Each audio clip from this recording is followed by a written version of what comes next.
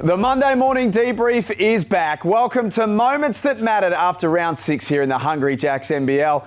I know I say this every week on this show, but we have a lot to talk about from what's just gone on the weekend. Some of the good and some of the bad, which is where we're going to start today. Derek Rucker, good morning to you. Good morning, Jack, and what a great round it was, and so much to talk about. It kind of got off to a flying start down in Wollongong, and it just carried right throughout the round.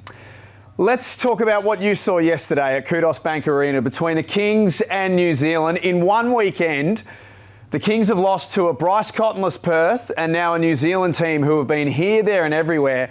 If I'm being totally honest, I can't work out what's going on with this Sydney team. Well, yesterday in the opener, our partner Brad Rosen echoed the same sentiment. He said he was unsure which Sydney Kings team would turn up. And look, it was a huge upset when Perth knocked them off on Friday night without Bryce Cotton. But I thought yesterday, certainly the Sydney Kings were going to show up breathing fire and ready to come out and make a statement and reassert themselves as a championship contender. But it wasn't to be. And New Zealand, again, a team that was under the pump with injuries, but yet they're dangerous because anytime you have Matthew Mooney and Parker Jackson-Cartwright take the floor for you, you've got a chance to win a game. What about the minutes allocation, Ruck? This has been spoken about a lot, particularly in the fallout of yesterday's loss. Cam Oliver plays 16 minutes, Alex Tui plays 16 minutes. Down the stretch, we didn't see either of them. We saw Bull Koul and Isaiah Liafa play all of the last quarter. What's happening here? Well, let's get right to it, Jack. The big issue and the talking point in league circles is what's going on with Cam Oliver. He didn't play the final 5.5 minutes of crunch time the other night in Perth. And then yesterday in the fourth quarter, Felix von Hoff was taking notes and keeping everyone abreast. Cam Oliver was substituted out of that game with 8:25 to go in the fourth and did not get back in the game, Jack, in a tight game. And Brad Rosen pointed out that he thought it may have been due to some attitude, some lack of hustle after a particular play in that fourth quarter. I'm not sure, but whatever it is, I think Cam Oliver has to play in those moments. If you look at his stats, they've been good. He's been productive. The Kings are struggling to rebound the ball on the defensive end. That's an area where Cam has been really good this year. I don't know what's going on inside their camp, but something obviously has caused Brian Goorjian to lose trust in Cam Oliver at that moment in each game of the past two losses. That is a very, very expensive item sitting on the end of the bench in a big game situation. Not only expensive, but talented, Jack. And we know that LePepe has got the starting spot now over Cam Oliver. And LePepe's been solid. I think we're kind of overstating his actual impact at times because we were probably caught by surprise with his productivity. He is an outstanding offensive rebounder. But Jack, let's be real. Over the past 3 games, he's only got 2 defensive rebounds. And again, the Kings need to fix the defensive rebounding problem. And I think getting Cam Oliver going is a big key to that. The other part of the puzzle here, which I think is interesting, is Jaylen Adams. Now, there's been no sort of official confirmation out of Sydney, but Brian Goorjian's press conference yesterday told us enough to make us understand that he's not going to be there for probably at least the next couple of weeks. We speak a lot about minutes allocation. At the point guard spot, who should be starting and who should be playing the bulk of the minutes? Okay, now we've seen enough of the Kings lineup without Jaylen Adams. I think it has to be Sean Bruce right now. He's the guy that I think coming off the bench is providing steady point guard play. He's a solid defender. He's shooting the ball better this season than he has been over the past couple. We saw what he did a couple of weeks ago where he had a career high and went 6 of 6 from the 3. Yesterday, he ignited them. And I think Liafa's coming off the bench. He's probably playing too many minutes, really. And same with Robertson. I think Robertson needs to be reduced in terms of his playing minutes so that the minutes that he does get on the court are more productive and efficient. And the other one is Bull Koul, another big expensive signing for the Sydney Kings in the offseason. He hasn't quite found his feet yet. But again, it's all a part of the learning process. But I think once you get the point guard position right, and I think in the interim that must be Sean Bruce, then I think some other things can start to fall into place once the team knows who the on-floor leader is going to be in Adams' absence. Paul Quoll's a really curious one. He had 2 field goal attempts on Friday in Perth and 5 yesterday against New Zealand. That doesn't seem enough. It isn't, and he needs to find ways to diversify his attack. Right now, he seems to be primarily catch and shoot, where in the past we've seen him put the ball on the deck and be more creative as a player that attacks closeout. So I would be working with Bull to address that area of his game and make sure that he's not pigeonholing himself primarily as a catch and shoot guy. I saw Melbourne United yesterday do a complete number on the Cairns Taipans. That was really, really ugly. It sort of got to that point in the broadcast where all we were thinking about was, how does this stack up against franchise high numbers and all that sort of stuff. But Melbourne were far too good, and we're seeing the emergence of Flynn Cameron here, Ruck. He's getting a starting opportunity. Delhi didn't play on Thursday night. 18 points in both games. This young man might very well be one of the most talented young players in this league. Well, Jack, if you go back to the championship series last season, I think Andrew Gaze and I were both calling for Flynn Cameron just to get a few minutes to see if he could disrupt, create some offense, and just see what his impact might be. He didn't have to leave him out there for long stretches, but I think Andrew and I both wanted to test the waters with Flynn. Well, now we're seeing what he can do if he gets an opportunity. Granted, we're 6 to 7 months down the track, and he's evolved a lot as a player, and as a young man, he's certainly matured. But he has a full package on the offensive end. And not only does he have the skills, but he's the son of a legend. Yep. And obviously, some of the confidence, some of the swagger, some of the mindset and mentality stuff has passed on to Flynn Cameron because he's taking the floor like he belongs. And I don't mean just to make up the numbers and play a role. He's trying to excel and make a name for himself. And Melbourne United are going to be in a situation at the end of this season, they'll have to make a decision on him because if he continues to produce like this, in fact, Jack, I think he's already shown us enough in these past 2 games to say that he can be a bona fide NBL scorer. Funnily enough, not that I always read the comments, but I did say something on broadcast a couple of weeks ago that I felt like Flynn Cameron could be a starter at a lot of teams in this league, and a few people tweeted me and said, you're kidding yourself, etc., etc. I'm not sure I am kidding myself. I think this guy is capable of being a starter in this league. And I like the fact the other night in that cauldron down in Wollongong that he was able to step up and he took initiative. I like players that go out and believe in themselves, and I don't think Flynn Cameron is ever going to take the court without any belief in his abilities. How would you best summarise Melbourne's weekend, Ruck? So they go to Illawarra, which I think is going to prove by the end of the season to be one of the hardest places to win. There's no doubt about that. And then they do what they did yesterday against Cairns. In what sort of shape are Melbourne United in right now? They're outstanding. They have one of the best coaches in NBL history. The guy always gets his team ready. Whenever you think Melbourne United are going through a tough time and they're facing some adversity, Dean Vickerman has an incredible manner of rallying his team together. They went down and got that outstanding win. I thought that was one of the best wins by a Vickerman team ever. And then yesterday, they do exactly what you're supposed to do. Don't mess around. Rub Kansas' nose right in the mud and send them back up to far north Queensland with an L. You are supposed to blow out teams like that on your home court. So they had a great weekend. I'm sure they're feeling quite confident knowing that they have the Sydney Kings coming in there Thursday night. That's going to be an enormous game to start the round at John Cain Arena. Huge game for the Kings, big game for Melbourne as well. Let's go back to Friday night.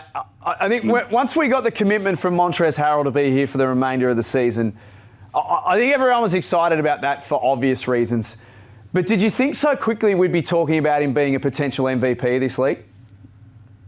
Well, I thought the rehab process was going to be longer. I anticipated some types of minute restrictions or whatever they do nowadays, load management. But that's not the case. Montrez is out there balling, and he's trying to get it going. He's leading that group, not only with his play, but you can see emotionally and vocally, he's into it. And Jack, the top 2 players right now, in my opinion, in the league are Xavier Cooks and Montrezl Harrell. These guys are high-impact players. They get it done easily and efficiently. And the other night, that was the game Adelaide could have tossed away. Cairns, to their credit, did a really good job. They were shooting the ball brilliantly from outside the three. But Adelaide dug deep, and that's the type of victory you need to come up with. And in the end, they got away with a fairly comfortable win after struggling most of the game. And it was all on the back of Montrezl Harrell. He just kept them going. Did it without Isaac Humphries as well. That's only a minor issue. It's looking like he'll play this weekend. They're starting to put it all together now, Adelaide, aren't they? Should the rest of the competition be a bit concerned about what's happening? Without a doubt. And yesterday, I was speaking to people in Sydney, and a few people down in Kudos Bank Arena shared their fear of the Adelaide 36ers and how they feel that they're the low-key championship sleeper. And you probably have to kind of agree with them. Once Jarrell Martin gets himself going, we're really going to see a team that is different to all the other teams, a team that should be able to dominate on the glass. And they've got two match-winning guards out there on the perimeter in Davis and Vasiljevic. Now, DJ's been down the past couple of games, but that's not necessarily a bad thing, in my opinion. Can I also say another thing about Montrez? If you follow him on social media, and this has been so rare with guys that have been in the NBA, sometimes they come over here with a sense of shame, like, oh, it's gone wrong, and now, I'm no longer in the NBA. But Trez has fully embraced his position here, and he's proud of what he's doing here, and that's really refreshing to see, and a full credit to him, not only as a player, but as a person. He's present, he's here, and he's dominating. I agree. He's been great for the league, and I think the best is maybe still yet to come for Montrezl Harrell. Speaking about people that you were talking to at Kudos Bank Arena yesterday, I think most of us have seen the pics now on social media. The turnaround with you and Parker Jackson Cartwright, it doesn't feel like that long ago that I had to jump in front of you to protect you from Parker Jackson Cartwright at Kudos Bank Arena, and now you two are getting selfies together? Oh, well, Parker yesterday, he was wearing the Harvey Norman mic for our mic'd up moment on Channel 10. And look, Jack, you're on the inside. You're close to it all. And I've spoken to you at length about it. But I really like PJC. Yeah. He's a good dude. He's intelligent. He's creative. And he is a very kind-hearted person. But yet he plays with a passion and a fire and a fury. And I respect all of those attributes. He's entertaining, and he's really intelligent. He's great to talk to. Maybe me lining up for selfies may have crossed a few boundaries, but overall it was fun. And I think a lot of people hopefully are learning from what can happen when you work through conflict. And there certainly was conflict between myself and Parker last season. Yeah, I think it's all been handled really well. In all seriousness, though, with Parker, maybe more so in year two, Ruck, than year one. But I feel like when I watch PJC play, in his mind, he's the best player on the court, and he's going to show you why. Thanks for bringing this point up, Jack. Yesterday, the Sydney Kings did absolutely zero to adversely impact his influence on the game. Parker knew he could do whatever he wanted when he wanted to do it on the floor. He dominated the tempo of the game, and that's what I really like about him as a player in the point guard position. He is one of the few guys that understands how to control tempo, when to inject himself into the game, when to hook his teammates up, and when to find his points. And the role is even more challenging this season that he's got a top-flight guard alongside of him. But he's handled it perfectly, Jack. There's no selfishness between those two. And in this era where there's so much about shining a light on yourself, Parker's doing a really good job of being old school at the position and making sure everyone else eats around him and then finding his chance to really go to work. Those New Zealand guards are doing a lot of heavy lifting at the moment. If the Breakers can get Jonah Bolden happening and a bit more consistency from Sam Menenga, Rucker, I feel like they're not too far away either. They are, but fortunately right now, Coach Kopp has three good big guys to go with, and he kind of worked them yesterday and just kind of pick and choose which one was going well at the moment. And Jonah Bolden looked a lot better. He had 11 points, 7 rebounds. I thought he did a really good job at times on Xavier Cooks just trying to frustrate him. And shout out to Liam Santamaria because his boy Karim Lopez was outstanding. I didn't think Lopez had that in him. He proved me wrong. He was athletic. He was composed. He was confident. I thought that was one of the best next star performances we've seen in NBL25 thus far. This kid is 17 years of age, playing starters minutes, and did what he did yesterday against Sydney. When I was 17, Ruck, I had bleached hair and I was listening to Blink-182. Like, my life was not together when I was 17. This kid's got it all in front of him.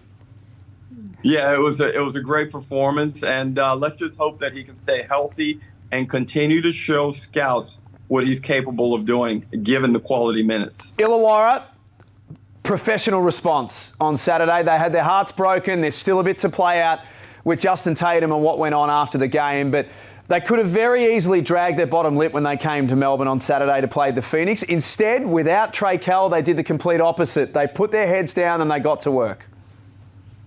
In the lead up to that game, given the context of everything that had been happening with both teams, I thought Illawarra were going to struggle to win that game. And full credit to them and Justin Tatum. He rallied them. And I guess by now we shouldn't ever doubt whether that's going to be the case. And Illawarra, again, bounced back after a disappointing loss. And I think the key for them will be, can they do a Melbourne United and not lose 2 games in a row throughout the course of the season? If they can keep that up, they're going to be very well placed for their postseason run. And it's a very tough lineup. And Tyler Harvey, this guy is getting better and better, Jack. Yeah. He was outstanding, I thought, down in the Gong. He hit some big shots, but then when they needed him most in Melbourne on Saturday, he stepped up. And right now, he is a guy who is very, very dangerous, and he needs to continue to play like that so Kell can take his time while the team continues to build victories. So this is a time where Tyler Harvey's play can be beneficial in more than 1 or 2 ways. Just quickly on Harvey, his maturation, Ruck, his decision-making, his shot selection, from when we saw him in year 1 to what we see now, like, he doesn't waste many shots in this season. And a fine person as well, Jack. And he's one of those guys who you want to excel. He's smart. He understands the business of basketball. And when you see a guy with so much talent, but for a couple of years there, unable to really put it together, and so his skills and his talent don't manifest through his performances. But now, as you see it all coming together, now we appreciate his talent and what a wonderful basketball player Tyler Harvey is. Let's get to thumbs up and thumbs down to finish off the show. The new ball is yours, and we're starting with the good stuff. Thumbs up for this week. Thumbs up. I'm going to have to go to Sam McKinnon. I thought Sam McKinnon did an outstanding job in his 3 games with the Southeast Melbourne Phoenix, and now he's set them up for Josh King to come in and take over. Probably he'll utilize some of Sam McKinnon's experience over the past 2 rounds and try and build upon that. But effectively, Jack, Sam salvaged the soul of Southeast Melbourne. Now they have a chance. The guys should have enough belief in themselves to carry on and make a run. All they got to do now from here, they're 2-6. If they run off 3 in a row and get themselves to 5-6, season's back on for them. If you listen to one of his timeouts on Saturday, really direct feedback, told Jordan Hunter at one stage to stop falling over and to stand up. It's clear that he got the respect of the group pretty quickly. So well done to Sammy, and I thought his post-game press conference as well, where he spoke about the need for Australian coaches to still have a pathway in this league. I think that might have struck a chord with a few people. Well, there is a trend at the moment to kind of go overseas. And we're not knocking any of those coaches that come from overseas. We obviously value what they bring to the game, but at the same time, we don't want that to be the default mode for hiring coaches. Agree. My thumbs up is Keanu Pinder. Has been maligned a little bit on this show and a lot of shows, not because, well, for no other reason than we know how good Keanu can be, but it wasn't happening for him. he took the responsibility on Ruck. Without Bryce Cotton, he stood up and he led the team. He had 34 points, and I thought he was phenomenal. So he's a big thumbs up for me. Well, it points again to how I've mentioned so often how significant he is in that team. If Keanu plays well in any game, irrespective of who Perth put out there on the floor, they are a big-time chance to win that game. So, yes, thumbs up, Keanu. Great job. Way to bounce back. And hopefully we see more of it from him. Thumbs down. Where are we going? Well, I know we've had extensive conversations about them already here, but it goes without saying I would be just putting a blindfold on and not telling the truth if the Sydney Kings didn't get my thumbs down. This week, 2 losses consecutively to undermanned teams, and the second one being at home. They haven't bounced back well off of those road trips where they've come back, and the second leg of the double is at home. That's 2 losses. The last one was to Illawarra, this one to New Zealand. The Kings have to find some offensive continuity. They've got to find a basic 5 that works, and I think once they do that, their defense will pick up and they'll look a lot different. There's still plenty of time for the Kings. Gorgian and his coaching staff will figure this out soon. I think the easy one would have been to give the Cairns Taipans the thumbs down, mainly because of the margin. I'm not making excuses, but no Taron Armstrong, no Tanner Groves, no Pedro Bradshaw, and it looked like they were almost lifeless when they came to Melbourne yesterday. So they get a free pass for this week only. My thumbs down, Ruck, is the Brisbane Bullets. Oof. Now, maybe the fact that they didn't even make the main body of the show and that they're not being spoken about enough, maybe that's the biggest concern here. Maybe the fact that we're not talking about their performances more should be a concerning factor for the Brisbane Bullets. They had 9 points in the first quarter. Yes, they got it back and it was close enough towards the end, but if I'm being totally honest, this team's worrying no one right now. It's the lack of a star player who can just take the ball, put it on his hip, and be like, okay, this is my time. Whether it's in crunch time, whether it's at a critical point in the first quarter, whether it's the start of the game. I thought their start the other night was deplorable. Yep. And you talk about putting people to sleep. They've got to come out with more spark. The offense needs to be more free-flowing and directional with purpose. Get the ball to your best players early in the game. Let them feel the game more. Let them make plays, even if it's missed shots. You can't expect Keandre Cook to blaze up in the second quarter when he hasn't touched the ball for half an hour. Like, there needs to be purpose. Tyrell Harrison, sometimes you look like you're feeling sorry for yourself. You can't be feeling sorry for yourself because this is the point. The other guy wants to make you look bad. Be the guy out there attacking, getting after some people. And I think once they decide to be assertive on a man-to-man basis, then they'll start getting the results they want as a collective. But right now, I thought that whole display the other night was fairly lacking. I think Andrew Gaze described it as being putrid. They should just watch Mitch Norton, Ruck. They should, Justin Schuller during the week should sit down for film with this group and just show highlights of Mitch Norton. He was their leading scorer on the weekend. He was getting after loose balls, doing all the things that we love about him. In many ways, Mitch is what's great about Australian basketball. The rest of them could benefit from watching Mitch Norton and seeing how he goes about it. And this is kind of an unfair compliment to Mitch because his role isn't to go out there and be the leading scorer on the team. In fact, if he is the leading scorer for the Bullets, they're probably getting the result and the style of play that they had the other night. Yep. Now, if Mitch is scoring 16, 17 points and Tyrell has 22 and Keandre Cook has 19 and Bateman has 13, okay, now we've got a nice complement of scorers. We've got nice diversity in our offensive attack. But if Mitch Norton is getting you 20 and nobody else has double figures, you're going to finish in the bottom 3 on the ladder come the end of the season. They've got to find some offensive productivity and a nice balance. And Josh Bannon, I think, missing early parts of the season has really disrupted his flow. He doesn't look like the same player, Jack. So He's got to get the extra work in during the week to try and find his rhythm and his skills. I'm confident he'll do it, but right now, you're right. There are a lot of challenges facing the Brisbane Bullets. It's a shame because they're back at Boondall and some really good things happening with the Bullets off the court. But if you put out what you put out on Saturday night, it's going to be hard to get people to be convinced to go and watch this team play with that style and coming away with an L. They can only go up from here. And so can we. It feels like a nasty way to finish off the show, but the Bullets have got some work to do. Ruck, Thursday night's massive. It's going to be a huge way to start off the round with Sydney and Melbourne, and we're going to see it right across the weekend. You have yourself a great week, and we'll catch you next week. All right, Jack.